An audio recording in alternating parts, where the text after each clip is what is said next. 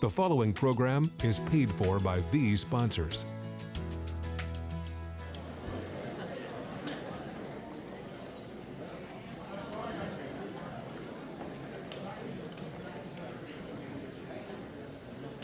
All right, good evening, everybody. I'm Sheldon Haygood with WBRC 6. Certainly do want to appreciate you all being here tonight. Just to let you know, this isn't the show yet. It isn't the start of the Nick Saban Legacy Award. It is just the pre-show of that, just so that everybody has time to kind of get in their seats. This kind of reminds me of working on Good Day Alabama in the morning. Nobody's ever sitting in front of their television. They're always walking around, moving, getting ready for work, so they're never really watching. They're just listening. So as everybody finds their seat, go on ahead. We're just a few minutes away from this fourth time that we are honoring a pair of coaches. Now, I just want to say that it is now the official kickoff to college football season. We can say that now. Am I right? 10 days away, really? Yeah, I want to hear it. And then a couple of days later, we're talking about Alabama and Auburn in action, so it's not far away at all with your favorite teams as well. Okay, as a pre-show, I get to tell you a football joke, right?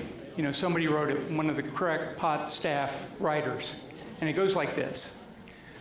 A struggling head football coach is a lot like Wi-Fi. You know, that struggling coach is always talking about building a strong connection with the team, and yet somehow the message never reaches anyone on the team. Ba-dum-bum. Don't laugh all at one time. Whoever laughed, actually, drinks are on me for those that laughed. Hey, we're going to be honoring two great coaches, talking about the late, great Pat Dye and David Cutcliffe, two guys that you're going to hear some stories about. They have some strong ties together dating back to the University of Alabama. Not going to go into too much detail with that. But just real quick, a story from Coach Dye. He went to go see Larry Blakeney's team play at Troy, and I'm covering the Trojans for a playoff game. And Coach Dye's about, I didn't know what time, but he's out on the field about 5 yards, and I'm trying to get some highlights. He's out on the field wearing a long, dark leather coat. And I yell out, "Hey, can you get off the field?" Coach Dye just kind of looked back at me, didn't say a word, and didn't move. I moved to get the highlights. So that's just the way it goes when you're talking about a great coach. The Monday Morning Quarterback Club, certainly glad to be a part of this with the Nick Saban Legacy Award. I don't think it's any surprise to have it here at the Red Mountain Theater, where we're in the shadows of Children's Hospital, because the Monday Morning Quarterback Club is all about Children's Hospital. So I want to continue to thank the club, which is the best football club in the nation and helping so many people. I want to thank our sponsors that are being a part of it tonight, talking about Medical Properties Trust, Alabama Power, Coca-Cola, Regions, Thompson Cat, Blue Cross Blue Shield, Aflac. Certainly want to thank them. And of course, us at WBRC 6. You got guys over there that are streaming this show right now live. You can watch it in a rebroadcast on Sunday on WBRC 6. This is Sunday night at 8 o'clock. So you can watch this on TV during prime time, Sunday night, 8 o'clock on WBRC 6. So don't mind, have a seat. Used to this all the time. That's the way we do things in live television as well as live events. You haven't missed anything yet, but you are going to hear some great stories tonight. Coach Cutcliffe, got a chance to say hi to him. He is excited to be here tonight. He'll go more in depth about what's going on. As far as these coaches that are being honored, along with Coach Saban, they have a lot in common, not just about winning football games. In fact, when you talk to these guys at their level of where they're at in life, while they might have won championships, conference titles, national championships, developed players, seen them go on to have successful lives at the pro level, you hear these coaches and they talk about what it was like to have them come back and see them and tell them stories about what life is like to have learned something from them. Teaching players is what coaching is all about for these guys, and they had a lot of success in developing players, which eventually led to winning football games. It's going to be a big night. Two great coaches that did so much for the game, and Nick Saban, in his honor, with the Nick Saban Legacy Award. So without further ado, I want to go on ahead and introduce your hosts for tonight's show, Coach Rick Neuheisel and Lauren Sisler. Enjoy.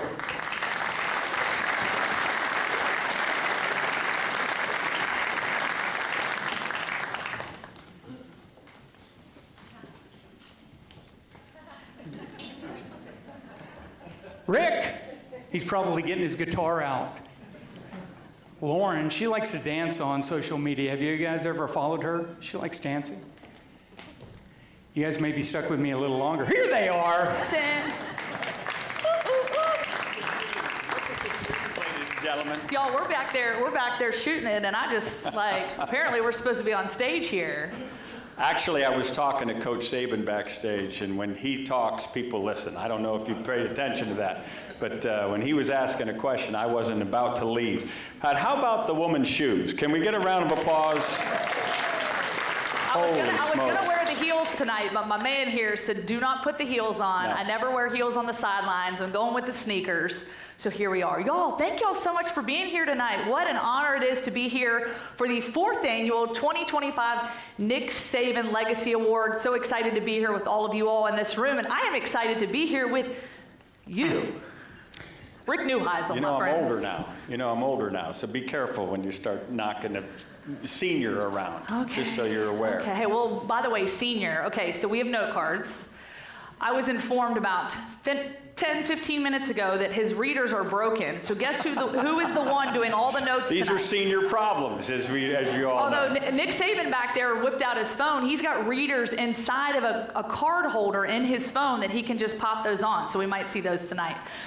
You know what? College football season is here. Yes. Week 0, baby. Can I get a round of applause for the college football season about ready to start? Yes, indeed. In years past, we've done this in June. So we've had a summer to kind of lounge. Actually, last year was in February. Huh? February Well, last we did year. one in February, and I think we did one in June, maybe the first year. Oh, yeah. Yeah, so we've changed it around. But now we've got 1 week until Farmageddon. Does anybody know what Farmageddon is? That's the game between Kansas State and Iowa State. Farmageddon. We have such great names for college football rivalries, do we not? And that game this year is being played over the pond in Ireland. So you can imagine that kind of fiasco going on over there in that Big 12. The ACC is trying to get out of the box. They got all kinds of games. Miami is going to host Notre Dame in their opening weekend. We've got South Carolina getting ready to take Virginia Tech on. We've got, Georgia Tech travels to Colorado. Brent Key going to play Coach Prime in Boulder, Colorado. North Carolina, Chapel Bill opens its arms. Don't ask any questions about Chapel Bill. They open their arms to TCU, who comes to town. And then there's the battle of the T-Towns. I don't know if you paid close attention, but Florida State hosting Alabama. Roll Tide. We got any Roll Tiders in the room? A few. Can you just hear Keith Jackson right now? It's Tuscaloosa versus Tallahassee. And it's just absolutely a perfect college atmosphere for an opening game. Auburn goes to Baylor. Yep. What a huge game. What a huge game. Hugh Freeze in trying to get that program back kick-started. Jackson Arnold, the quarterback. Everybody excited to see Jackson Arnold play a little quarterback? Oh, yeah. Those two guys need each other like Sonny needs Cher. That's exactly right. It's got to work as they get ready to take on Baylor. So an opening weekend to beat the band. Very exciting. I know you're excited. And what better way to kick off a college football season than to present the Nick Saban Legacy Awards? Yeah, it's going to be a fun night. We're going to have a good time. And I know you were questioning one very thing before we kick this off about a certain coach and where he might be heading into the season. A certain coach heading into the season. Refresh my memory. Remember, I'm a senior. What his suit would be looking like these days. You were reminding me again of who? Harbaugh. Oh, Jimmy Harbaugh. Has anybody heard Jimmy Harbaugh on the news here of late? He's welcome back to college football in 2038, so make sure you get your seats for this Nick Saban Legacy Awards in 2038. But yeah, Jimmy's going to be wearing pinstripes this year. It is boo. Boo.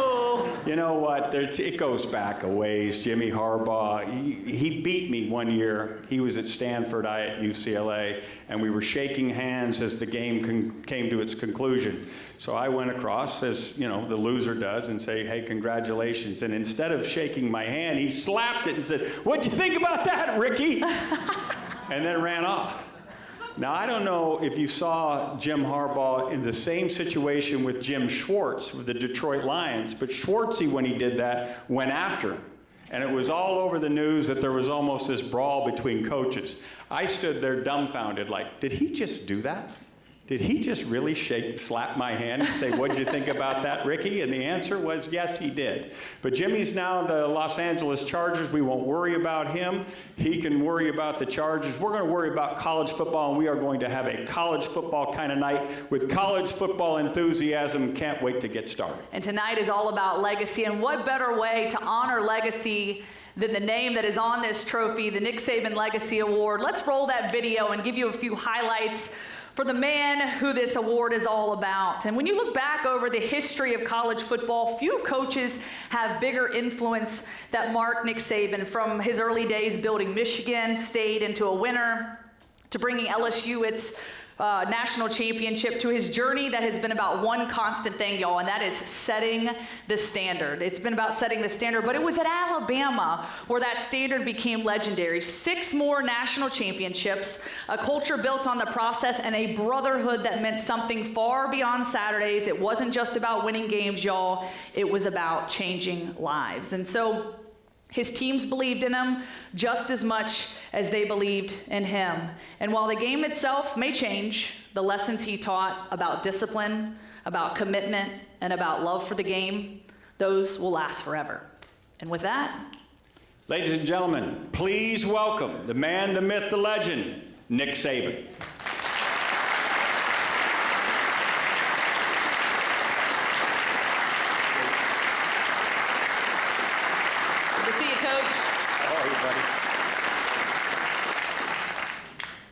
So this play they just showed, Can't look at film without Tua critiquing. got sacked for a 16-yard loss after I just reamed him out and said, you can't take a sack. We're behind by 3 points. We can kick a field goal. It's overtime. He gets sacked for 16 yards. I break the headset. I'm chewing him out when he takes a snap to throw the touchdown. And in a locker room after the game, I said, I told you you can't take a sack in that situation. He said, Coach, we just needed more room to throw the ball. He wanted to make sure it was going to get a pass called. Exactly right. look, he set you straight. I got to ask you, Coach, you retire. The very next year, Emmy Award winner. All I can hear in my head, all I do is win, win, win, win. I mean, what's the secret sauce? It must have been a weak year for, you know. But anyway, it was a great experience for me, and I had some great people. I've always had great mentors along the way, coaching. You know, Don James is my college coach, George Perlis, Bill Belichick, lots of really, really good mentors along the way. And to have a cast of characters like we have on game day, you know, Kirk Herbstreit, McAfee, you know, Reese Davis, Desmond, those guys were great mentors to help me along the way because I was a rookie in every sense of the word. You said you were kind of nervous when you first got out there. Very nervous. Imagine Nick Saban being nervous? Really? You never looked it. It looked like you were a natural from the get-go, and I think we all appreciate. Can we give a round of applause to the performance on game day? I mean, outstanding. Outstanding. But did you miss it? How badly did you miss being on the sideline when you'd get there? You say you still pore over film, you still watch it like you were when you were coaching. How much do you miss it? And while you ponder that question, who misses it more, you or Miss Terry? I don't think she misses it.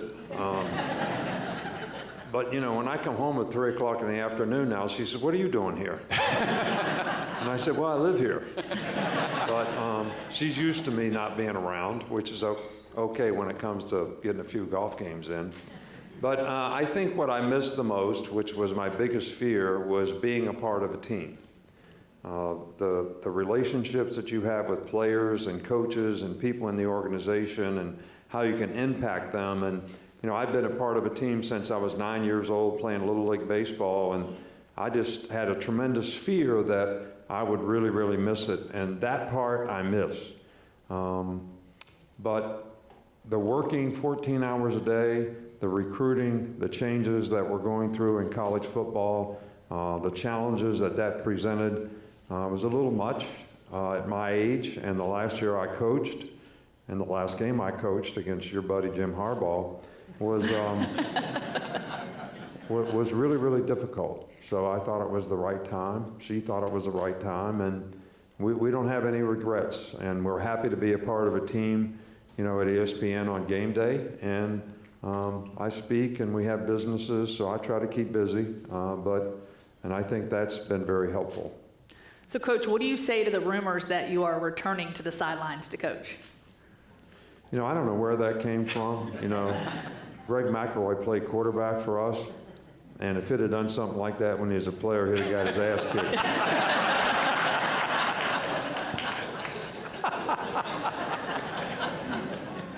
The President of the United States announced you as a co-chairman for his College Sports Commission, along with Cody Campbell from Texas Tech, the oil and gas zillionaire.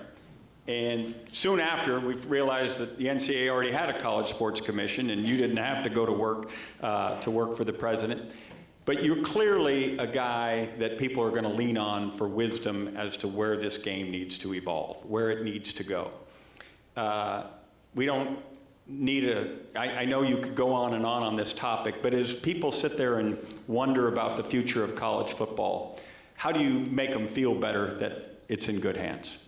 Well, it's not in my hands, but I'm trying to do everything I can with some very, you know, good people like Greg Sankey, the SEC commissioner, and many of the other people that are involved, athletic directors that are involved in, you know, trying to resolve some of the issues that we have in college football. But, you know, we've changed the paradigm in college football. When we all went to college, you know, we went to create value for our future. And now we have a scenario where players are deciding where they go, how many times they transfer, on how much money they can make. And I think when you change that, you change the motivation. Nobody talks about education anymore. People don't talk about graduation rate. And my whole goal as a coach was to help someone be more successful in life because they were involved in the program. Well, that was about personal development. It was about academic support, graduating, developing a career off the field. And what can you develop how can you develop as a football player? And do you have a future as a football player? So those are the things that we tried to emphasize. And I think those things are getting more and more difficult to try to implement, you know, with players. But, you know, college football is such a great game. There's such a tradition and spirit around it, and so many people are interested in it. I think it's very undervalued when it comes to media rights and all that type of stuff. But we have to do something to create some guidelines where we have protection from litigation, which is what got us where we are right now. And I don't know what the solution is, but we're all working hard to try to fix it. I do think players should get paid. I think they should have authentic name, image, and likeness. That's different than getting paid out of collective, which is just pay for play. And I do think we need to continue to support not only football and basketball that make the revenue, but all the other 18, 20 sports that create lots of opportunities for a lot of young people that don't really create the revenue to support the programs, but they do create opportunities for young people to get an education, to have a chance to compete. In some cases, like 75, 80% of the people in the Olympics were developed in college. So there's some tremendous benefits that college athletics has, and we really need to keep working hard to try to protect it, protect the integrity of it. And competitive balance is important, and I don't think we should ever have a game where you don't have parameters that create competitive balance, because right now whoever spends the most money for players has the best opportunity to be successful, and I don't think that's the spirit of the game that we've all known for many years. Coach. I've been holding on to this for many years, so I'm gonna tell you this quick little story. Because I'm pretty sure I thought you single-handedly could have me fired for this. So my indoctrination into Alabama football, 2012 Alabama A-Day, I was the one that stepped in the wet concrete as you were ushering in Mark Barron, Dante Hightower, Trent Richardson. So I'm sprinting through the quad there. I step in the wet concrete, and literally a guy comes over, smooths over the wet cement. But literally, first of all, first and only female to ever be enshrined in the Alabama Walk of Fame, in case you didn't know, first and only. But I was so intimidated by you that I thought you were going to have my job on a platter. I mean, I don't know. But now I see you're just a cuddly little teddy bear. You're easy to talk to. It's great. Just a teddy bear that you never met. I mean, you keep it real, but. Speaking of cuddly teddy bear, you mentioned McAfee. All of us are fascinated by the Felix and Oscar relationship that you and Pat McAfee have on game day. I think it'd be wonderful to hear a Pat McAfee story, and has he invited you to a WWE match? And are you, at any time in the future, are we going to see you in the middle of the ring? Herb Street's been. Yes. Now, are you next to be in the WWE ring? No. I mean, WWE is really popular, and you know, we are kind of Abbott and Costello up there. I get that. But I think it's a good mix of people, you know, on that set. But one thing that Pat has is a great instinct. What people don't realize is when we're doing game day, we have 7,000 college students back here, and then we've got however many million people watching on TV. And how do you really keep both groups engaged is a real challenge. And he has a great knack for that. That's why he takes his shirt off, he dances, he does things that really shocked me. As you could see, the expression on my face when some of the things that he did, but I really understand why. But he's smart, he's a really good football person, and he has a great instinct for when to do something that keeps the show going and the people that are there engaged. All right, Coach, last one for you. I want to know your relationship with Kalen DeBoer and your thoughts on this year's team heading into the season. Yeah, I think Caden is doing a great job. I think there was so much in the transition. You know, last year it was very, very difficult. A lot of players left, you know, when we retired, which I hated to see. The coaching changes, the staff changes. Players really relate to people in the organization, so when you change a lot of those people, it's a big change for the players.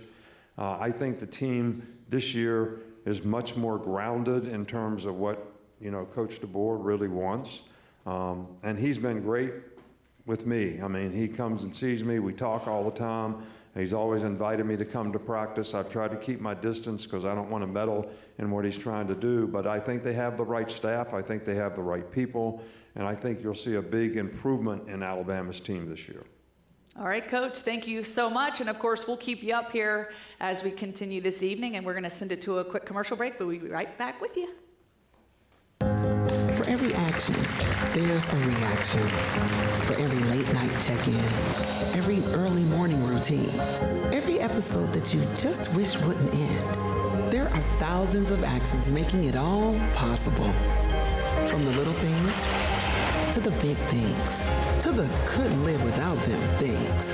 There are hardworking people doing everything in their power to power everything you do.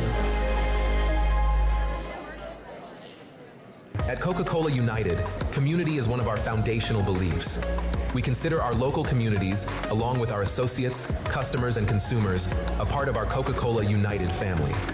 For over a century, we've been privileged to support hundreds of organizations, and we believe that our business can only prosper if the communities where we live, work, and serve are strong and vibrant.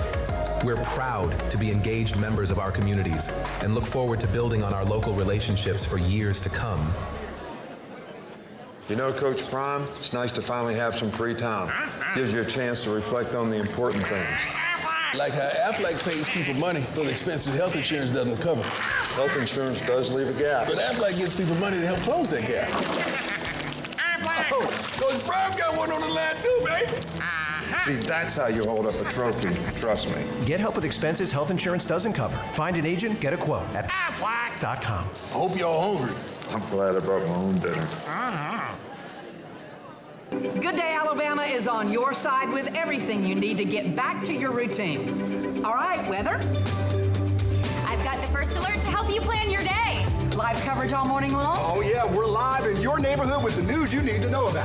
What about breaking news? I've got the latest updates to help keep you and your family safe. Woohoo! Traffic? A crash just cleared, so you should have an easy commute. Hey, wait! Mickey! Wait! Come on, we gotta go! Hold on! I gotta do the bus stop forecast! First alert, no rain jacket needed this morning, but you'll probably need it getting off the bus this afternoon. My backpack's stuck. It's Martha, my backpack! It's Martha! It's Martha! Tomorrow morning, get up with the team that's on your side. Get up with Good Day Alabama.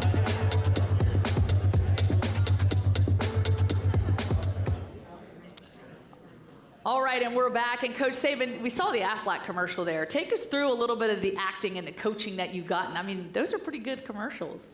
Well, that one that you saw there, when Coach Prime was cooking, I was laughing so hard that we had to do about 18 takes to get that one right.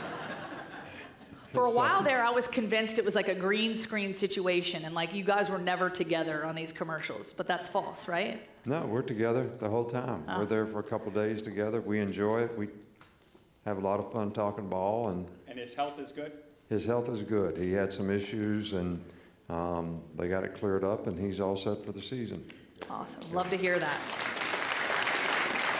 All right. You know, when you talk about the legends of the SEC, Coach Pat Dye's name is always part of the conversation. Before he ever walked a sideline as a coach, he was a standout player at the University of Georgia, All-American guard, a linebacker, and that foundation set the stage for a coaching career that transformed Auburn football. From 1981 to 1992, Coach Dye led the Tigers to 4 SEC championships. He built a reputation for toughness, discipline, and forever changed the program's trajectory. His leadership was so impactful that Jordan-Hare Stadium bears his name, Pat Dye Field. And he didn't just lead on the sidelines. As Auburn's athletic director, Coach Dye oversaw major advancements for the university's athletic department, shaping the future of countless programs and student athletes. So tonight we're honored to be joined by someone who has carried forward that legacy while also making his own mark as a respected sports agent, advisor, and advocate for athletes. Please welcome, representing Auburn University and the great coach Pat Dye Jr.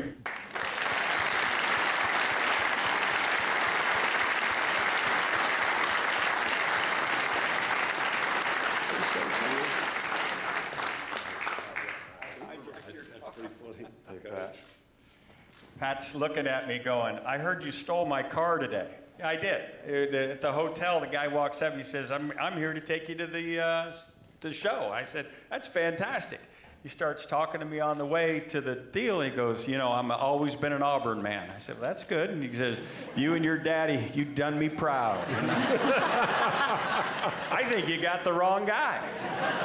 Whoops. I thought that was hilarious. He told me the whole story. All right. First of all, I want to congratulate Coach Cutcliffe.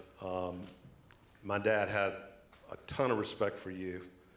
As you know, we spent our last 3 seasons at Alabama. You were there at Bryan Hall, and I had a great conversation with Miss Karen tonight. And as my dad would say, boy, you outkicked your coverage, for sure. I also want to thank Dr. Roberts for showing up to support tonight. Jimmy Rain, I ran into my classmate Jim Gorey earlier. It's great to see these guys and really appreciate y'all's ongoing support of Dad's legacy and the way you've honored him with naming the field after him, the statue, and I know in 2 or 3 weeks, you know, you're having the Pat Dye reunion, so thank you for being here. I want to thank the Nick Saban Legacy Award. I don't know if there's a committee, foundation, whoever's involved, and certainly want to thank Miss Terry for putting up with this guy for all these years, and my mom put up with my dad, and God knows, being the wife of the head coach at Alabama or the head coach at Auburn is a tough job, for sure. So this is very personally sentimental for me because I was a member of the quarterback club when I was living in Birmingham, and to come back here and be a part of such a great event means the world to me personally. And I'm just gonna, I don't know if my dad, I heard this expression from my dad, but it sounds like him. What I want to say tonight is going to be like putting 20 pounds of corn in a 5-pound bag, truly. And I want to start by saying this, for lack of a better phrase or word, the gravity of this honor cannot be explained without talking about the man that this award is named after. This guy next to me has no peers. None. You can talk about Tiger Woods versus Jack Nicklaus or LeBron versus Michael Jordan. He does not have a peer. And I went to law school here in Birmingham, and I'll go to court every day representing this guy against anybody that someone wants to put up against him. And to do it in this era of 25 scholarships and to play through the gauntlet of an SEC schedule and SEC championship game, I mean, it's unprecedented, and I don't think it's going to be surpassed. I really don't. And he's got a protege in Athens that's got a great program and great players, and he's young and he's got some runway, but what Coach has accomplished is truly amazing. And this is coming from an Auburn graduate. But I think more importantly for me, someone that was on the sidelines and on the practice field and literally even in staff meetings and even playing hide and seek in his office, a guy that was a grandfather to me, a father to my dad, and a guy that gave my dad his first job, and who I revered, and that was Coach Bryant. So for me to say this about Coach Saban, knowing the way I felt about Coach Bryant, I think that adds credibility to what I'm saying. Anyhow, Dad has so much respect for you. So much respect for you. You're philosophically, the way you worked the kids, the way you practiced, physically tough, emotionally tough, well-conditioned, well-prepared, and you had the same approach to winning games, and that was playing great defense and running the football. And I'd be sitting there watching you coach with my dad, and I'm like, Dad, he's really getting on Lane. He said, hell, I'd be yelling at him too. Well, we agreed on that. Yeah, for sure. But yeah, Dad was like, I'd be yelling at him too.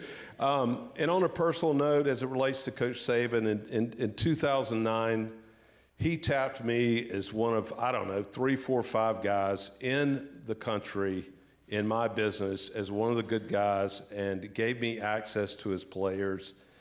And it led to me representing guys like Rolando McClain and Dante Hightower and Eddie Lacy and Landon Dickerson. And I mean, there are dozens of them. Those are just a few of them. And that meant so much to me. And I will tell you that when Dad passed away, my phone was going off like a slot machine. It was unbelievable, the number of texts it was every 15, 30 seconds. And it was Parcells, Belichick, Andy Reid, Ozzie Newsome. Owners, GMs in the NFL. Just Kirby Smart, everybody. I want to tell y'all that Coach Saban was one of the few guys that picked up the phone and called me.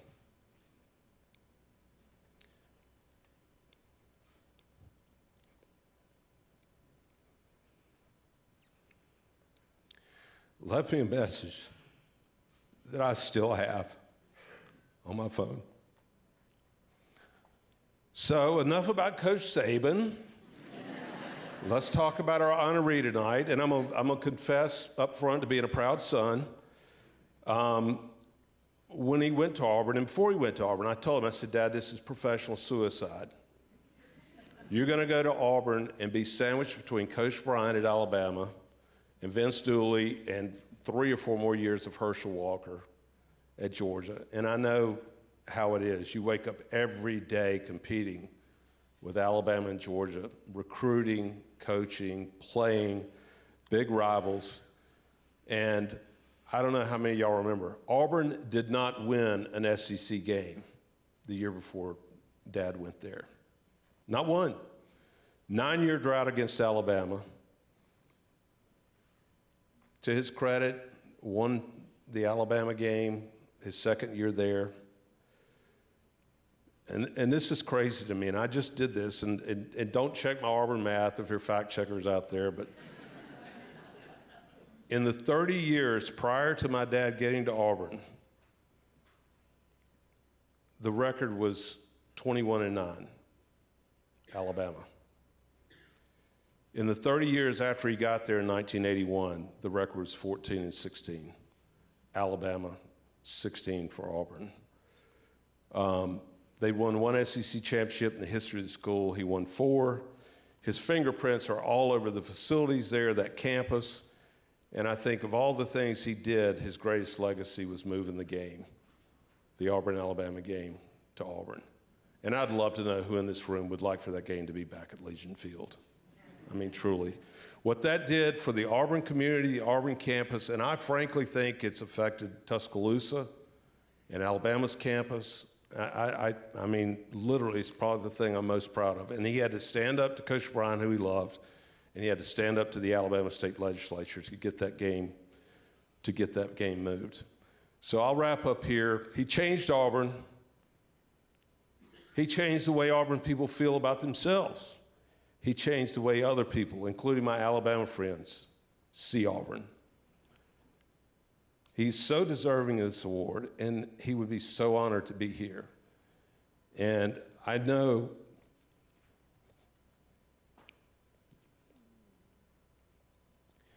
if he was here, the first person he would thank is Coach Bryant. He had never coached a day in his life.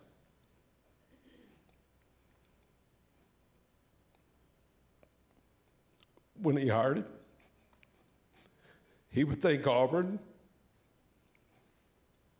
for hiring him.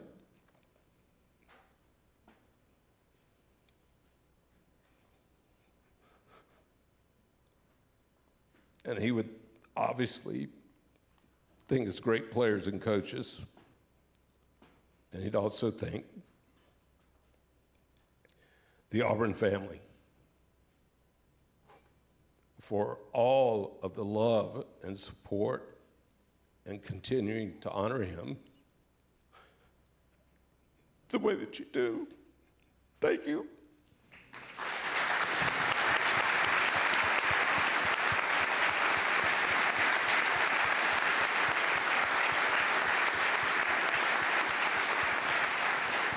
You know, Pat, I want to thank you for the kind words, but I also want to add one thing.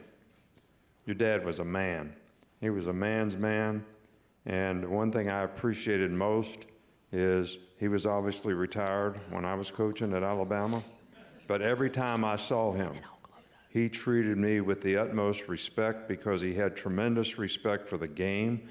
He had tremendous respect for coaches like Coach Bryant, who gave him an opportunity, and it was all about what you do for people and how you help people.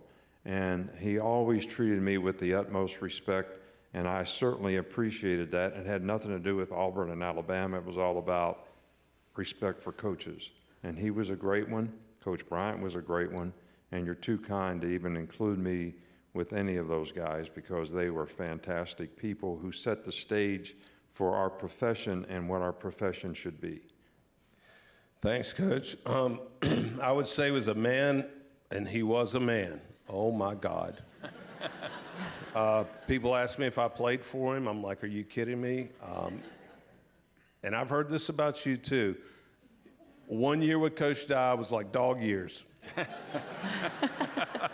And I had, I think I had 560 dog years with Coach Dye, but he was not a man in the sense he was emotional, and I don't fall far from the tree on that, and I apologize for being emotional, but it's all heartfelt.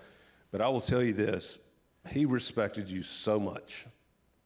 Respected you so much. Again, y'all's philosophy, different era, but y'all's philosophies and approach to the game and the way you worked and the way you drove kids to the point where they didn't think they could be, they couldn't go there. But they knew you cared about them when they came off the field, the practice field. And I think the only thing my dad ever worried about with you is whether you enjoyed all your success, because it was like, win a national championship, let's start recruiting the next morning. Well, that's what we did. Yeah.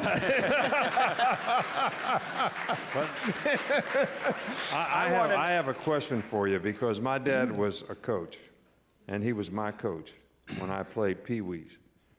Pop Warner. We won 36 games in a row, and I got my butt chewed out after every game, and I was the quarterback. Then we went to high school and lost one game, and then we won 30 games in a row, and I got my butt chewed out after every game. So I went to my mom and I said, Mom, why is Dad so hard on me? We beat everybody. We won the state championship. She says, it's not about beating the other guy. It's about being the best you could be. So I want to ask you, as a son, what was a lesson that you learned growing up having a coach for a dad? Coach, he was so hard on me. When I read your story about your dad would come out after you'd washed the car, and there was like one little thing on a wheel or one little thing, and he'd make you redo it. That's who my dad was. I had a job from the time I was 9 years old, every summer. He threw me in the tobacco fields when he was at East Carolina, working from 6 to 6 in 110-degree heat. He told me at some point, and I was really into golf, I was into football too, but I played competitive golf growing up, and I got to a point, he didn't think I was working as hard as I should be and all this stuff, and he said, let me tell you something. I don't care what you grow up to do, doctor, lawyer, astronaut, whatever, garbage man, whatever you do, I want you to be the best garbage man on the planet.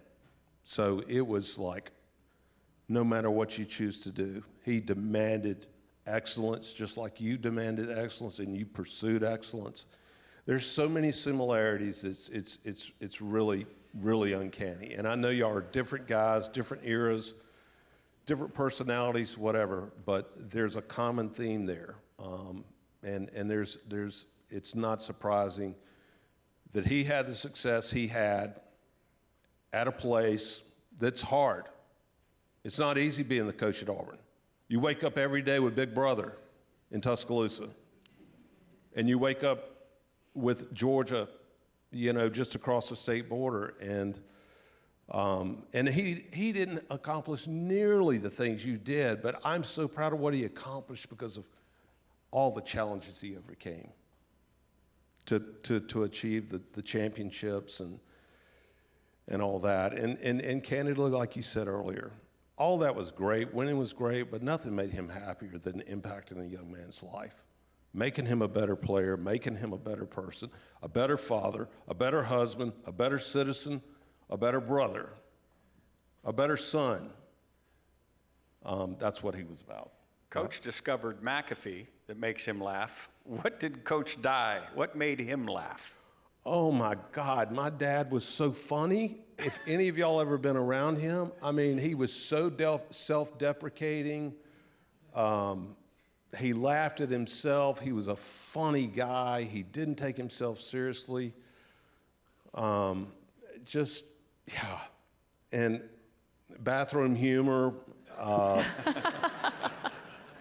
He was fun. I would have kids come over and spend the night, and he would do things. I'm like, Dad, did you really just do that in front of my friends? And he just, Coach, and this just came to me. My dad, and this has nothing to do with humor, but this is who he was. He would treat the guy that's pumping Exxon gas the same way he would treat the CEO of Exxon Gas. He had such a sense of humility and so grounded, no matter what he accomplished. He was a two-time first-team All-American at Georgia. He won national championships and SEC championships as an assistant at Alabama. He won 4 SEC championships at Auburn when they won one in the history of the school. He never took himself too seriously, and very approachable, and would say things that when you heard them sounded so simple. And in your car ride home back to Atlanta, you think about him, they were so profound. His words were like liquid gold. I mean, just a very, very profound man and a good man, and he's in every Hall of Fame. State of Alabama, State of Georgia, College Football Hall of Fame. I don't even list them all, but he's in the Hall of Fame of dads too. Wow. Enough said. I want to say a great big thank you to you as well, and just for being up here. Your insights are phenomenal. Nick as well. We're going to escort you guys off the stage, and one last round of applause for our 2025 Nick Saban Legacy Award recipient, Pat Dye. Thank you. Appreciate it. Great insight. All right. Oh, man, great insights. Woo! That was fun. That was fun. We're going to have some more fun, because to help us take an even closer look at the impact of Coach Dye, what he meant, we're joined by 2 men who lived it as players and carried those lessons beyond the field. First, the quarterback who led the Tigers during those early years, earning MVP honors back in 1982, Tangerine Bowl, and the captain of the 1983 SEC championship team, Randy Campbell. And alongside him, one of the greatest linebackers in Auburn history, Dr. Greg Carr, a 3-time All-SEC selection, a consensus All-American in 1984, and still among one of those with the program's all-time leaders in tackles, 453 tackles, my friends. Let's welcome them to the stage, Randy Campbell and Dr. Greg Carr.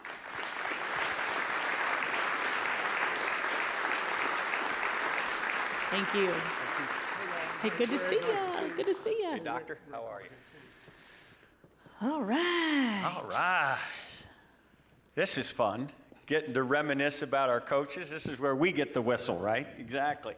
Randy, quarterback, 1983, 11-1 season. All things are going well. Your most fond memory of Coach Dye that season? Wow, there are so many. Probably, we were talking about the Maryland game. So we play Maryland in our homecoming game. They're ranked 7th in the nation. Boomer Esiason is their quarterback. And Jack Crow, our offensive coordinator and quarterback coach, is here tonight as well. And the only reason, Rick, that they even let me play is because I could make decent decisions and I didn't turn the ball over a lot. And in that game, early in the game, I fumbled and lost the ball. I came to the sideline, and Coach Dye said, "Son, if you do that again, your ass is going to be standing by me the rest of the game." That kind of stands out in my mind. But really, probably a memory that I have is we played Georgia in Athens. They were undefeated. We had 1 loss at the time. It was the 10th game of the year. And, of course, everybody knows Coach Dye played at Georgia. And I had planned something, expecting us to win, and we did win the game 13-7. And typically after a game, Coach Dye might present a game ball to somebody. Not every game, but I went and found the game ball, and I presented it to him, and I had a little pack of sugar in my pocket because that meant we were going to the Sugar Bowl. And I sprinkled on the ball and gave it to him, and he licked the sugar off, and just the joy in his face of winning the SEC championship in Athens is pretty special. Fantastic. Now, Greg, you were known for your toughness on defense. Coach Dye, obviously very tough at heart as well. Take us into maybe a practice story, a moment that really stands out to you about his just character and how he maybe provided you with some tough love. Well, Coach Dye was one of the toughest men that I've ever met, been around. I remember when he first got to Auburn, And the first time I met him, he came into Sewell Hall, and we had a team meeting, and he was walking in. And as it was at that time, we were meeting in the study hall at our athletic dorm, and there were about 60 chairs in there. And there were about 100 and some odd players on our football team, and the older guys got the chairs, and the young guys had to sit on the floor. And Coach Dye came walking in, and he stepped over one of the kids, tripped over him, and he looked down, and he said, "Stand up, son." This kid stood up, and he said, "How tall are you, and how much do you weigh?" He says, "Well, I'm 5'6" and 160 pounds, Coach." He said, "Well, that's the problem around here. We can't win with players like you." And that was my first, the first time I'd ever seen him, and he came in and just set a new standard at Auburn. Randy and I, it's been 45 years ago since we started Auburn, but we didn't go to Auburn to win championships, not even thinking about it. Just wasn't on the radar. And he gave us hope. He gave us a blueprint for what could be done, the championship teams that could be built. And he says, "We're not going to wait to get kids in here. We're going to do it with you guys." Now, I'll just tell you, back when Randy and I were recruited, we weren't the most sought-after recruiting class, and we had some good talent on our Randy team. says, "Speak for yourself." Yeah. But we went out to spring football, and we worked hard, and we learned how to play. We learned how to be tough. Coach Dye was just incredibly tough. When watching Pat up here and getting emotional, that's the way we look before practice, before we had to go out there and practice. I mean, it was terrible. We had a lot of kids quit on the team, and Coach Dye came in about 2 weeks later. We had another meeting at Sewell Hall, and he said, "It's tough. We've lost some good athletes, some good talented kids, but those kids they're not going to help us next year." He says, "If they're going to quit on you in a spring game, then they're going to quit on you in the fourth quarter." And, he had a group of kids that were just tough as nails. That kid that he tripped over coming in, Lionel James, and went on to become probably the other half of one of the best duos in college football in the 1980s. That's too good. That's too good. Head coaches usually have a favorite side of the ball. And it's like children. We all think that dad loves us more, or we think, hey, you're favoring my sister or what have you.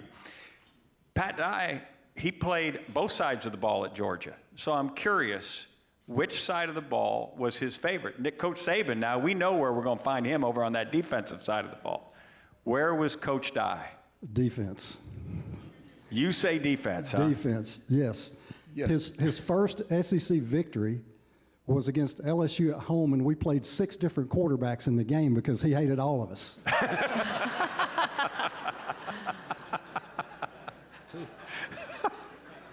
He would tell you if he was sitting right here, in the SEC in the 1980s, you won on defense and running the football a little bit. That's why we threw it 8 times a game. Yeah, I would agree with Randy. I was kind of interesting to see what he had to say because it didn't matter what he said. It was defense. He won with defense. He believed in, a character on a team and conditioning on a team and the intangibles. The intangibles for Coach Dye were, those guys who were going to show up in the fourth quarter. And as he liked to say, lay your guts on the line. That was one of his favorite sayings. Well, what that meant was in the fourth quarter of a game that you were going to show up, but above and beyond everything, he believed in a tough defense. And we had flashy guys on offense, but if you looked up in the tower, he was mostly watching the defense. Classic. And as we honor the legacy of Pat Dye, I want to know from each of you, both have very successful careers. You've gone on and do really great things. What is a life lesson that you've carried with you that you still carry with you today? Coach Dye he really preached hard work and preparation. Those were the 2 key words that he would say before every game. And I think that every one of us that played for him, and we saw the vision that he laid out for us. In that very first meeting that Greg was talking about, he told us, he said, "I have won a championship at every level, high school, college as a coach, and in the pros in the Canadian League." And he said, "We will win a championship at Auburn." And he had that vision, and it took unbelievably hard winter workout in spring where we lost between 30 and 40 players for us to kind of see what it was going to take to realize that vision. But those of us that stayed, we're different people than we would have been had we not had Coach Dye there. And I'm sure Greg feels the same way. Throughout the last 40 years, you know, when you've had some difficult situations, you can think back on some of the days with Coach Dye and our teammates and draw strength from it. And he just made better men out of all of us. Yeah, I would agree. You know, when you grow up around Alabama, you hear about Coach Bryant and Coach Bryant getting to Texas A&M and the Junction Boys. When he took 3 busloads of kids to Junction, Texas before football season. He came back with 1 busload and several empty seats. But those guys were tough. I don't think it could be as hard as what we went through in Auburn, Alabama in 1981. When I say miserable, it was just completely inhumane. You know, Coach Dye had a vision for us. He was a visionary, and he knew what it took. And he used to talk about the wolf sign, where there'd be blood and guts and torn up grass everywhere. And I didn't know what that meant to begin with, but I do now. We started off our first day doing some Oklahoma drills. And an Oklahoma drill is just a battle of wills. You have an offensive player going up against a defensive player, and someone's got to lose that battle, but no one's expected to lose that battle. And it was just miserable. And we did that over and over because Coach Dye wanted to make certain that we understood the fundamentals of football, including tackling and blocking and things like that. So, yeah, I imagine it was, you know, Coach Saban's, the way he ran practice is probably very similar. And that's why they're so successful. And to do what Coach Saban did and to do what Coach Dye did, it's just hard. It's just hard to maintain that level of intensity year in and year out. I'm afraid to ask you this question, Randy, but I looked up the statistics in a 12-game season where you finished 11-1 and were congratulated for the championship run. 142 passes. That's how many passes you threw in that entire season. When you went to Coach Dye and said, "What do you think about throwing the ball some more?" What was the answer? I never did that. Hey, we had Bo Jackson, Lionel James, and Tommy Agee behind me, and we had a great offensive line. We had great players on offense. Coach Dye didn't steal them all and put them on defense. So, you know, we threw the ball some when it was a great situation to try to hit a big play. But a lot of times it was third and long, you know, so even the ones we threw, they weren't, you know, very easy passes. I do wish we'd thrown it to Bo a little more, but I'm sure we all did. Turns out he was pretty good. He was pretty good. I wanted to make one comment, though, on what Greg said. So I had a very memorable short conversation with Coach Dye many years after we finished playing. They had a Captain's Day at Jordan-Hare Stadium, and they put these bricks in with all our names on it. So Bob Harris, who was a defensive player with Greg, who was on our team in '82 and before, we were standing there after the reception talking to Coach Dye, and I was on one side and Bob was on the other. And Coach Dye looked at us and he said, this is what he said, he said, "Did I ever apologize to y'all for what we did to you?" And I looked at him right in the eye and I said, "No, Coach, you didn't." And then I said, "But I will give you this. You did treat us all the same, just like dogs." And Coach Dye laughed. He laughed and he said, "That's not true. I'd never treat my dog that bad. I love my dog." He said, "I love my dog." And I guess the apology was just him bringing it up. I don't know, but that. Greg, Randy, thank you guys so much for your insights. Great stuff. Thank you. Thank you guys so much. Such wonderful stories, such wonderful insights. And once again, the legend, Coach Pat Dye, will be remembered forever.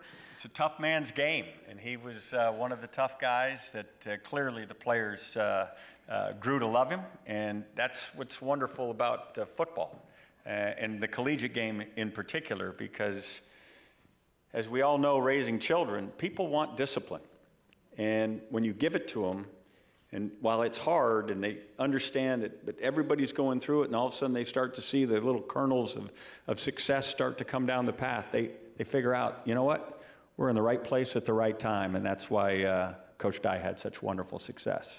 Wonderful stuff. And thank you all so much again for being here. We're going to take a quick little break, and we want to thank our sponsors on the way out on this one.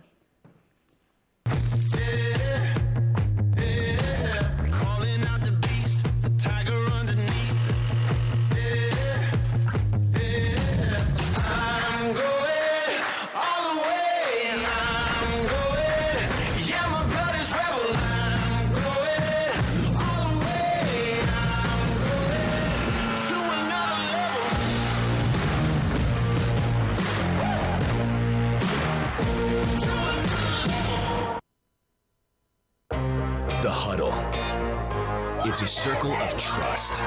Here, big plans become big plays. Standing shoulder to shoulder, sharing an unbreakable bond. The huddle is where confidence is forged and where the game is won. Financial confidence is built that way too, working together on your region's Greenprint plan. Let's huddle up, because in an SEC world, we're the SEC Bank. Feeling healthier and happier can start with doing just one thing. Hey, Brad. What you doing? Cardio. You? Cardio. Cardio. Hey, I'm doing cardio. He's doing cardio. You are doing cardio. We're all doing cardio. Cardio! We make it easy to choose the one thing that works best for you. With access to a large network of doctors and hospitals, helpful tools, and more. Blue Cross and Blue Shield of Alabama. We cover what matters. Can you say cardio? When it comes to weather coverage, frankly, you deserve more. And you get more with First Alert Weather. We've got more eyes working as a team, watching the radar, keeping you safe. More coverage all morning, all evening. Staying local, giving you the first alert way ahead of any warning. With more ways to get the first alert, we're on your side no matter where you are, no matter how you watch. And giving you the most accurate forecast so you have more time to plan. Because when we know it, you'll know it. Bottom line, you get more, and you get it first with the First Alert Weather Team. Here we go. Here we go. All right, y'all. We're at the halfway mark, and man, some great stories we've already shared, and some more to come. Our next Give me guest. a whistle. Give me a whistle. I want back on the sideline. Let's go. All right, our next guest and recipient is a true son of Birmingham, whose career has left an incredible mark on college football. From his early coaching days at Tennessee, where he helped guide the Vols to SEC championship. He mentored quarterbacks like Peyton and Eli Manning, to his time as a head coach at Ole Miss and later at Duke, where he turned the program around, ending an 18-year bowl drought and leading the Blue Devils to their first ever 10-win season. Along the way, he earned National Coach of the Year honors, became known as one of the finest quarterback developers and mentors in the game. He's a coach, a teacher, a leader. His influence reaches far beyond the field, and tonight we are proud to recognize him as the recipient of the 2025 Nick Saban Legacy Award. Ladies and gentlemen, please put your hands together for David Cutcliffe.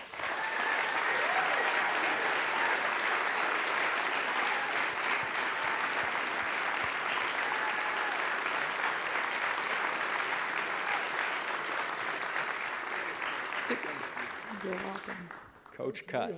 Great to see you, baby. Good to see you. That one right there.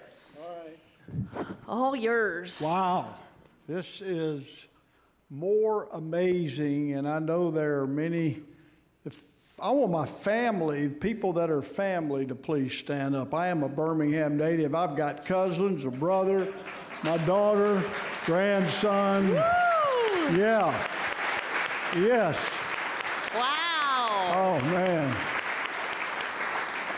They know, and the Monday morning quarterback club, I'm going to start with that. I know that's unusual.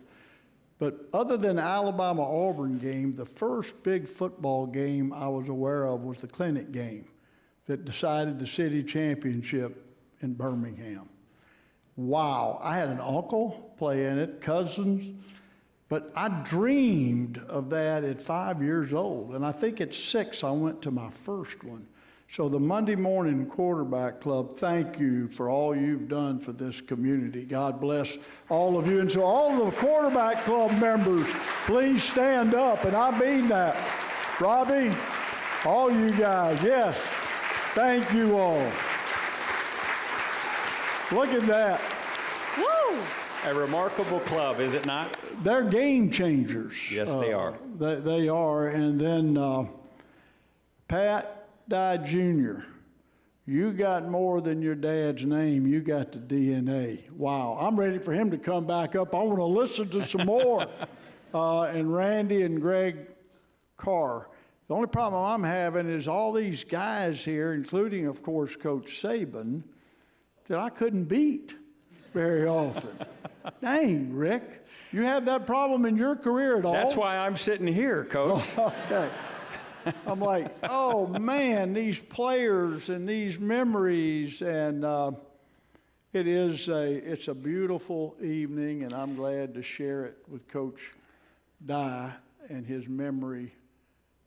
He meant a lot to me, a great deal. Well, we're glad to share it with you. For those who aren't aware, I do a radio show in the mornings called Full Ride, and Coach Cutt was on our program this morning.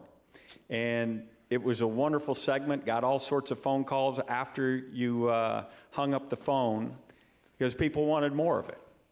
And basically, you gave a brief, I know you could go on, and you gave a brief soliloquy of your love affair with football. Yep. And I'd love for you to share why football is so important to you. Well, it started at a very young age. For me, we had a pasture next to us that I could turn into any stadium, Rick, in America. Oh, it was amazing. Legion Field moved regularly to my pasture. And I would go out there by myself, and I was out there every time I got a shot, rain or shine. And then it started at 3:55. My mother would holler out the back door. I had to come running. I knew what it meant on Sunday to sit in front of that 13-inch black and white TV and watch Coach Bryant's TV show. You didn't get to see much football. I listened to football on a transistor radio. And even at night, I'd put a blanket over two chairs and try to get the radio station in New Orleans and even hear the hated LSU Tigers play on Saturday night. So my whole life centered around it, and then I got a couple of teammates here, and then had an amazing experience in high school. And coaches changed my life. We lost my dad when I was 15. My mother was the toughest human being I will ever know. But football was my path. People forgot to tell the Colts or the Giants or somebody I should have been playing for them. It didn't work out, and so I think I found a niche. I wanted to change lives like my high school coaches, George Oscar Shorty White and Bobby Johns and Jimmy Carroll and others that I will be forever indebted to. And my own brother Page went into coaching. He had played at Florida.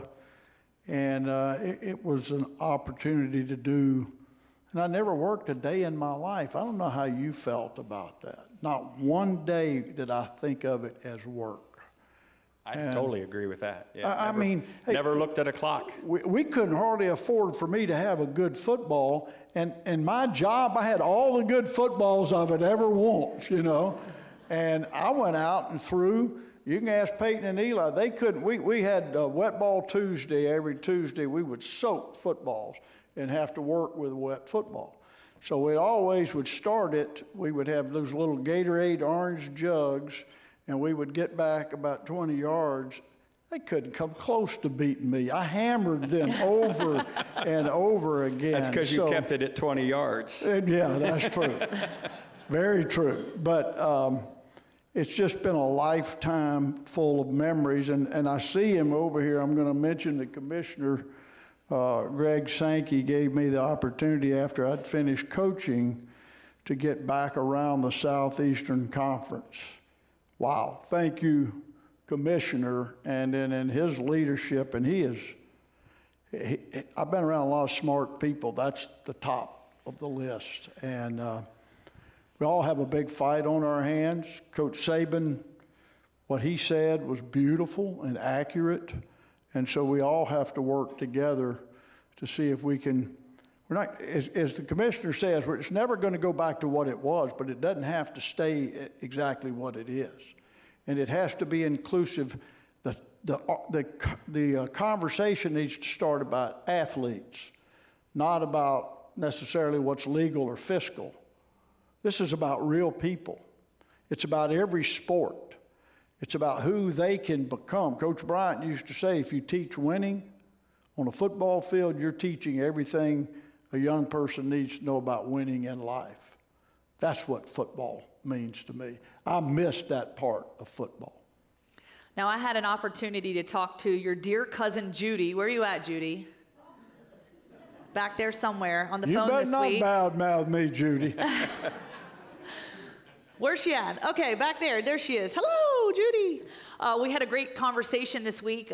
She talked to me a little bit about the time she spent with your sister, Buff, out in the yard as you so wanted to be a football coach. And they knew from an early age. And she said you had the sticks out there and the pine cones, and you were out there literally teaching these two young girls, how to play football, because you figured, hey, if I can teach them, I can teach anybody, right? So tell us your recollections of that. Well, it's real, and you didn't listen to me as well as you should have, particularly Buff, my sister. But no, I just was passionate about it. So how fortunate I am to have great cousins and a sister that would put up with me, and the opportunity to do what I loved so much. And I always knew that's what I wanted to do. And thank the good Lord, he's given me that opportunity. You and I saw each other at the SEC Media Days, and both of us shared some concerns about where the game's headed. And obviously, we've got really learned guys like Commissioner Sankey and others that are hopefully steering us in the right direction. As you think about this and you talk to the different folks out there that you come in contact with about the direction of college football, what's your most important concern? What, if you could say, I just make sure you hang on to this, what would that be? Well, I go on a campus visit, and the first place I go in, Coach, is the equipment room. People don't know it. In any football facility, the closest office to the locker room is the equipment room. Those guys see them all the time, under all different circumstances. And the first question I have for them is, are the guys happy? You know, do they really seem happy? Because they don't hide things from those guys. And so I would hate to see this turn into a business. And there's two things I don't want to see lost in football. And this is my biggest concern. And I call it the big two. Anybody that has played knows this. The number one is the greatest goal you can have as a player is to become the best teammate on that team. Wow. Can you imagine 40 years later, and somebody's going to come up to you, I believe this, or you, and say, hey, you were the best teammate I ever had. How good would that make you feel? And those guys today, I'm not sure they know what locker room they're in and why. Why is a critical part of life. So I even have them ask me, you know, how can I do that? Well, you worry more about others than you do yourself. I learned that from my mother. Be a great teammate. Care more about them. Celebrate their victories. And you know, that old saying, joy shared is doubled and sorrow shared is halved. And share all of that with them. And then the second one, this bothers me because everything has become transactional. When I'm in a facility, I can feel the transactional parts of it. And I remind our current players, some of them that I have great relationship with in the SEC, when we're a kid, we don't go say, let's go outside and work some football, man. what do we say? Let's go play some football. Don't forget you're playing the greatest sport in history. Play the game. If you're not loving it, don't play. We got to keep playing football. God dang, I get tired of it being just all about transactional, you know? That's the only thing that makes me want to coach another 70 years, and let's go. Now, wait a minute. Did you hear those boys who played for Pat Dye? Were they playing or working?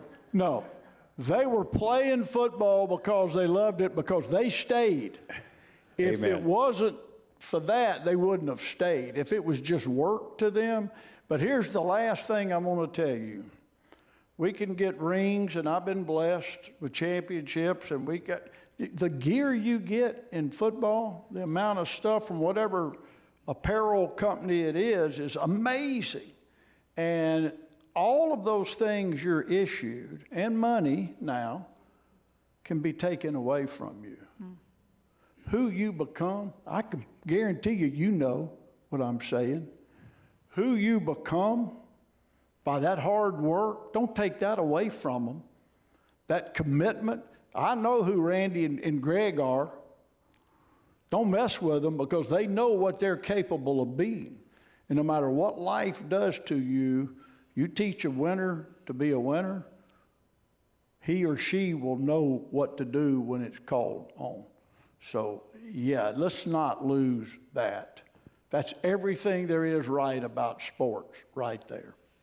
And two guys that you taught to be winners, Eli and Peyton Manning. And unfortunately, they couldn't be here tonight, but they got a few words for you. They'll say, don't believe anything those two say. Coach Cut, Peyton here. Hope you like the hat. Congratulations on winning the Nick Saban Legacy Award. So well deserved. When I think of Nick Saban, I think of a coach. When I think of David Cutcliffe, I think of a coach. I have you saved in my phone contacts as Coach Cut. You've always been a coach to me. Lots of football lessons, lots of life lessons.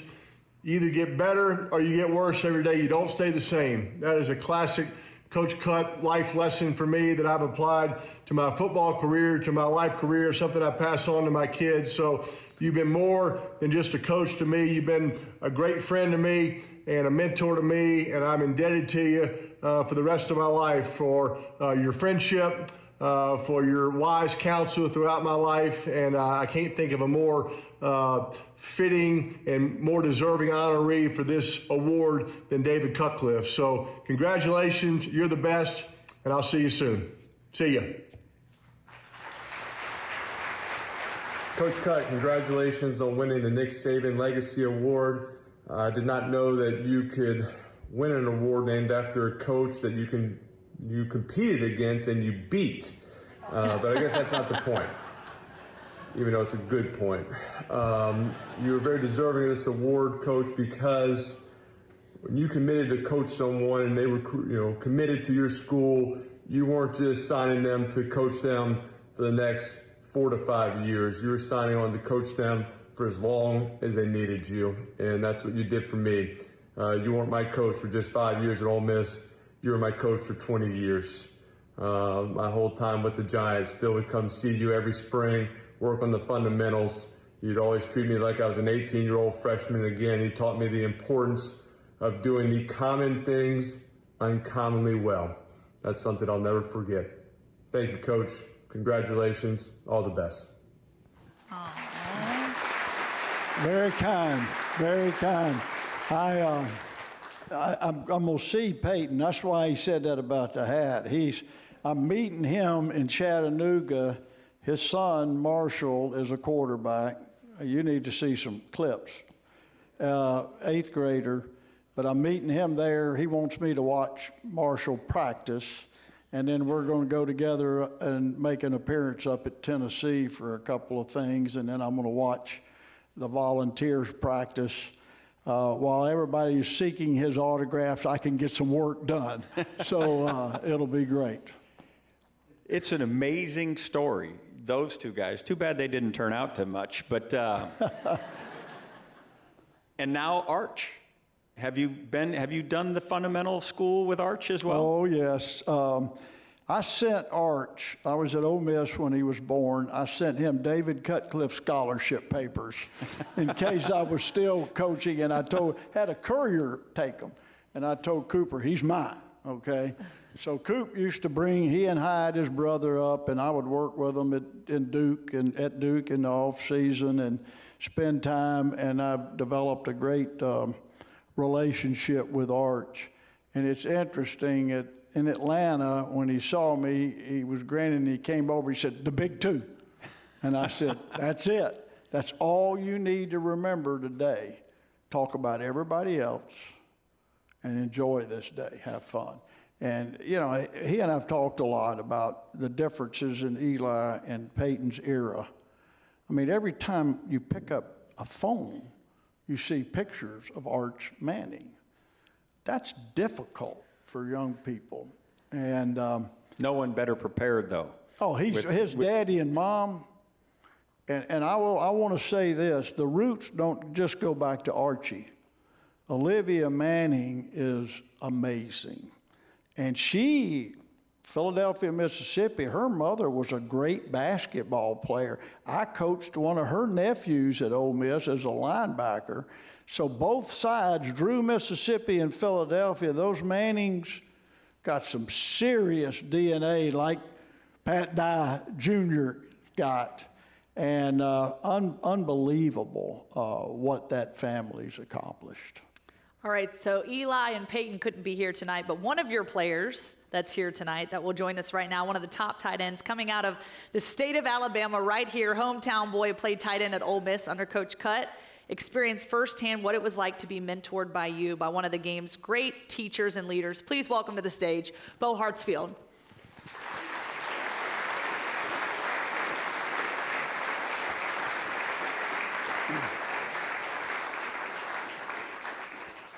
Good to see you, Bo. Yeah, good to see you too. Hey, Bo. Nice to see you, Ben. Bo, you're now a blocking tight end. Yeah, I think you turned me into that my last Yeah, I think that's what we went. He said it with a gleam in his eye, though, Bo. Yeah, that's not what he told me when he recruited me. What did I tell you, 50 catches a year like when I that. recruited you? Yeah. Yeah, I was going to run the ball too, I think. There was all kind of promises made, but happy to be here, Coach. I am so happy you are here. Thank you. Thank you. What a great player, teammate. This one right here has had that said to him. And first, I can say it. I've always thought as a coach, and it was interesting, Coach Saban said just being a part of a team. Really all we are is a part of a team. We're teammates. So thank you for being one of the best teammates I ever had, Bo. I appreciate you, Well, man. Coach, you helped turn me into that, okay? Very much so, and I appreciate having the opportunity to represent a lot of the guys that played for you. Sitting up here next to you tonight, couldn't be more proud of what you've accomplished, and this award says a lot about you, Coach. So cheers to you, man. All right? Thank you. Yep. Thank you. So Mountain Brook High School. Yeah. I mean, that's just down the road. I didn't know if you were aware, but there were some big schools that played football here in the state of Alabama. How in the heck did this guy wrestle? How in the heck did this guy wrestle you away to Ole Miss? Well, he promised me he'd throw me the ball a lot. That was the first thing. No, you know, the year I came out was 2000, and that was a bit of a transitionary period for both, or a couple of the schools in the state, I would say, right? And I had some looks from some other places, and Coach Cutt came and sat in my living room with my mother and father and my sister, and we had a really nice conversation, and I think he pulled out of the driveway. I'll never forget sitting there looking at my mom and dad, my mother, who's a Vanderbilt graduate, and wanted me to go play for Coach Woodenhofer at Vanderbilt. That visit didn't go as well, and so I ended up over in Oxford. The fellow that was just up on the screen here a minute ago had signed there, I think, the year before, and the things were looking really strong in Oxford, and I couldn't have been happier with the decision that I made back in those days. And the impact that Coach Cutt made on my life, obviously beyond football, has meant more and more to me every passing day that goes through, right? I learned a lot from the experience and from him in general. Coach Cutt, what do you remember about that day and that opportunity to recruit Bo? Well, I mean, first of all, Mountain Brook was a place, even though I'm from Birmingham, that I don't think I'd ever gone to. It's called the other side of the mountain, okay? Over the mountain. Over the mountain, you know. So, but was thrilled, and it's the part of recruiting that I think is being missed now. When you go to a home and you sit in a living room and you sit with the family, they're evaluating our program and myself. I'm evaluating them. He was so respectful of his parents, so intelligent, and I'm a big believer in that strong family environment. And I knew then this was a guy that we had to have in our program. And I felt walking out of there like I often did in recruiting, when the values meet, it's intended. And that's why you should choose a place. You don't choose places, you choose people and values, and you hope that you find other players there that have the same values that he had, which he did. And so that's when football works, you know. We won 10 games a couple of years after that, and a big year. I lost my head coach a few years back, Terry Donahue, who was gave me a chance to play at UCLA. And as a coach, and even talking to my boys, I could hear myself using axioms that came right from that UCLA practice field, where I'd say something that, oh shoot, that came right from Coach. How often do you hear yourself saying something that you learned from Coach Cutt? Man, that's a great question, Coach. And I tell you, I've got my 12-year-old son up here with me tonight, and I've been fortunate enough to coach his football teams the last 3 or 4 years. What I learned from Coach Cutt that has stuck with me forever, and I've not had anything more fulfilling in my life than coaching young people, kind of like you, okay, is you cannot coach any two players the same. Not if you want to get the most out of them, right? You got to meet them where they are. And I coached my son the hardest on the team and had a couple conversations with him about, I'd love to coach you. I love being out there with you and your buddies, but I'm going to be the hardest on you, right? And I could tell that there were moments where we had some challenging glares through face mask at each other, right? But now I've had the opportunity to manage people on a professional level, and learning from Coach Cutt and his staff that you're not going to get the most out of each and every player if you approach it the same way, right? Has probably been the most impactful thing that I've learned from Coach over the years, and I learn more, I apply it more in different ways every day. And I got to ask, Coach, I don't think you have a mean bone in your body. You just chill, smooth. You got any fond memories or something that stands out about Coach? Maybe it was a tough love moment. Maybe it was a I think I've light got a fire on you moment. As a matter of fact. So, you know, I'm almost positive that Coach really wanted me at Ole Miss to help increase the team GPA. Oh. And I had, you said I went to Mountain Brook, right? It was Ole Miss was not an overly challenging academic place at the time. Now, they've increased their academic standards since I've left there. That's what they say. That's what they say. And I was fortunate, you know, we're in study hall, and they made sure we were in class, and I carried a 4.0 GPA for the first 2 years. And, my first semester of my third year, I slipped down to a 3.8 GPA, and he called me in his office, and he was like, "You didn't tell me what we were meeting about." I was like, "Uh-oh." What happened? He was like, "Bo, what's going on academically?" And I was like, "Well, Coach, let me work on that B that I got, okay? And I think I can get it back up to an A." And fortunately, we did, all right? And I think that he didn't have to get on to me much on the field. I did everything pretty much perfectly out there, I think. It was more in classroom. Effort was perfect. Okay. He hadn't mentioned my speed yet. I was, I think, the first starting SEC in 40 years that ran a 5.2 40, okay? But that's why we didn't throw it to you as much. Sorry. No offense taken. Eli was concerned about his yards per completion. That's Bo. fair. That's fair. Those stick routes weren't really getting it up much, were they? Relationships unlike any other, the player and coach. Let's give a big round of applause, ladies and gentlemen. Coach, pleasure, man. Thrilled to be up here with you. Honored to be, okay? Thank you. Thanks, guys. Thank you, Bo. Awesome. Appreciate you. You stay right here. You are You stay here. right here. I don't get off that easy. We're bringing up the namesake of this award. Oh, well, I'll have to You can stand back up. bow. Please stand up. We're going to bring back the one, the only Nick Saban. He's going to make a little presentation to you. Oh, my. Thank you. Usually they came in the form of losses. That's what he generally presented me. But before I make this presentation, I got a little response for Eli's comment about Coach Cutt beating us. When I was at LSU, they beat us like a drum. And the reason they beat us, nobody really knows, because I had Aunt Katie, who was the postmaster in Carolina, West Virginia, which was a coal mining town, that still had a company store. And she used to send me a game plan when she was alive, every week on a little card with plays drawn up. She would watch games on TV, and she saw you all play, and they had the radar defense. Is that right? Yep. Everybody stood up on third down.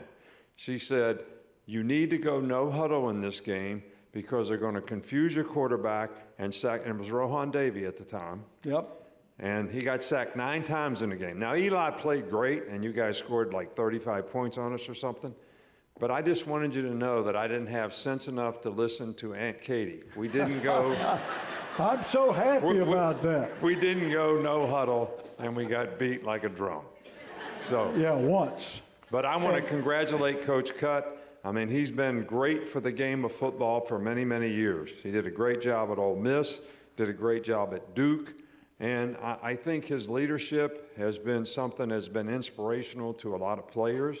And he did a great job in some places that they hadn't done a great job before him, and he did a great job of building a program and influencing people. So we're happy to be able to award you the Nick Saban Legacy Award. Thank you. Been great for the game. I am grateful on many platforms, but the fact that I mean this, your name is on it, is much more meaningful to me than you know. And I did say this to Coach. He may not even remember it. I was down speaking at their spring high school coaching clinic, and we were sitting in your office. And I said, Coach, I'm a Coach Bryant man, but I'm going to say something that many of my friends would be upset about. You have changed the order of the statutes. So God bless you for what you did for the University of Alabama. And you want to talk about relentless and consistent and intelligence and work ethic. I could go on forever. I tried to learn every time I was around you, and I did. So thank you for all that you've done for college football. I appreciate it. Thank you so much. And congratulations. Congratulations. Way to go, David. Yeah, he's not just the GOAT. People forget this. I know there's been a lot of great NFL coaches. They ain't had to be great recruiters. In a living room, I didn't like recruiting against them, let alone playing. In a living room or anywhere else, you've done it better than anybody in the history of the sport of football. So thank you. All right, thank you, David. Thank you, David. Thank you. You have a seat? And Karen, I hadn't forgotten. I don't know when I was going to get a chance, but my wife Karen's here that proves, Coach, that I can still recruit. There she is. Just take a look. Would you not agree I can recruit well? Absolutely. I know you did, but yeah. As we wind down now, I want to say thank you to the Monday Morning Quarterback Club. It was 1995. Actually, 96, I was the young head coach at Colorado, and I got a call from Robbie Robertson, and he says, hey, we have this club out here in Birmingham, and I said, wait a minute, Alabama? I said, is that where football's a religion? And he said, yes, it is. I said, I'm on the next thing smoking. I can't wait to come out there and hang out with you all, and it's been that kind of relationship ever since. You have been unbelievably kind to me over the years as my career went like that, and then when it went like that. But you've been terrific. And to everybody, you've been terrific. Your charitable arm is unsurpassed. I mean, what you do for young people and Children's Hospital and all the different benefactors of your generosity, it's an incredible undertaking. And I just want you to know it is a treat to be a part of this particular award, especially named after Coach Saban, who we're going to get to hear some final words from here in just a moment. But a heartfelt thank you from me and for all the coaches who've got a chance to come and speak to that Monday morning quarterback club, get those questions asked of us as to why the hell we do this or why the hell we do that. The bottom line is we do it because we love it. And it's clear that you do as well. And I'm pretty sure y'all still close the doors. I remember as a media member, we could come at the beginning, but we weren't allowed to walk inside those doors. So y'all could riff and say whatever you wanted, and it would be top secret. But I want to share these numbers with you real quick. Another record-breaking year. The club raised more than $2 million last season, and in March donated a record $2.4 million to charities supporting children's health. And the last part of this, and I love this so much, through the Quarterbacking Children's Health Foundation, they've contributed millions, as I've mentioned. The generosity, though, forever recognized now at Children's of Alabama with the dedication of the Quarterbacking Children's Health Pediatric Intensive Care Unit, now on the 12th floor of Children's of Alabama. Big round of applause for that. And just to thank you once again to all the members who continue to contribute, to pour your heart out. Thank you so much for your generosity. So without further ado, to close the show, the man, the myth, the legend, we hear from the GOAT. Yeah, well, first of all, I'd like to thank the Quarterback Club for sponsoring this award, but more than that, for all they do in the community. We've been partners with Nick's Kids and the Quarterback Club for probably 20 years now to help children and the Children's Hospital here, which is they've done great work with, and all the sponsors who have made this possible. But what I really wanted to say to you is, we're talking about legacy. And what is your legacy? Legacy is what we all leave behind. So it's a challenge for all of us, and it's an opportunity for all of us that we can do things with our life that leave something behind that people are going to cherish and remember. And that's what these coaches that we're honoring here tonight really have done, you know, as reflected in their players and their Pat Jr. representing his father, and how they impacted their life, the leadership, the innovation that they had to the game.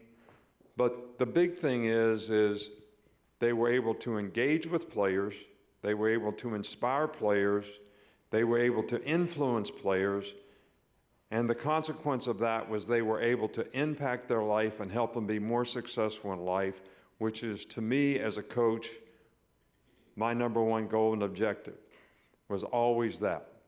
And they were transformational in the way they led. You know, they set a good example. They were somebody that players could emulate. They cared about the players for their benefit, I'm talking about for the players' benefit, not their benefit as coaches. It wasn't about them. And they were inspirational in the way they created value-based disciplines that would help them have a chance to be successful in life. I think the coaching profession is one of the greatest things that any of us can do. And I really appreciate the fact that Pat Dye and David Cutcliffe have left a legacy of what they leave behind in our profession in terms of how they innovated and how they affected people to help them be more successful in life. And that's what I respect so much about this award and so much about our profession as coaches, that we have an opportunity to do that. So I really appreciate you all coming tonight. God bless you, and roll Tide. I have to say it, even though there's a lot of Auburn people here.